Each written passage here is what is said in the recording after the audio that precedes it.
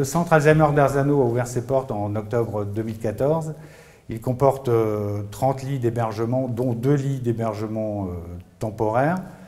Il dispose de 2 unités, donc chacune de 15 lits, distribuées autour d'un patio, avec chacune une salle à manger, une cuisine thérapeutique, un espace pour les familles. Le centre d'Alzheimer a été créé à Arzano pour répondre à une demande sans cesse croissante sur le secteur, dans un territoire qui comporte moins de structures d'hébergement qu'ailleurs dans le Finistère, et où la part des personnes âgées est aussi plus importante.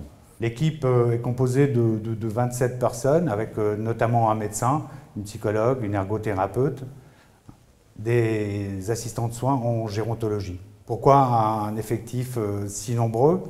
Parce que l'approche humaine est fondamentale, de jour comme de nuit.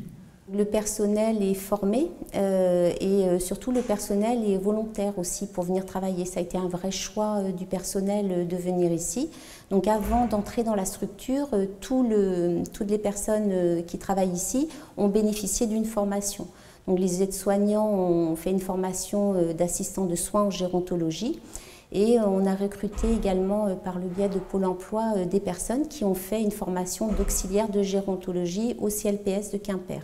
L'établissement, c'est avant tout un lieu de vie pour les personnes qui vont résider ici. L'établissement devient leur maison et leur lieu de vie.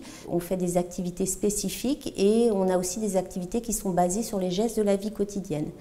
Parce qu'on considère qu'une personne malade a encore beaucoup de capacités. Donc on essaye de fonctionner plus en capacité qu'en incapacité.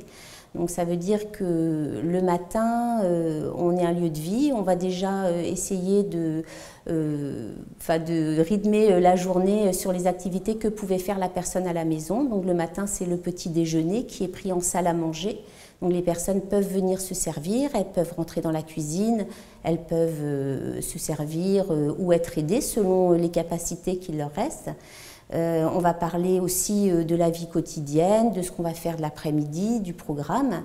On va lire le journal. Ça va vraiment être un rythme un petit peu basé sur ce qu'on peut faire à la maison.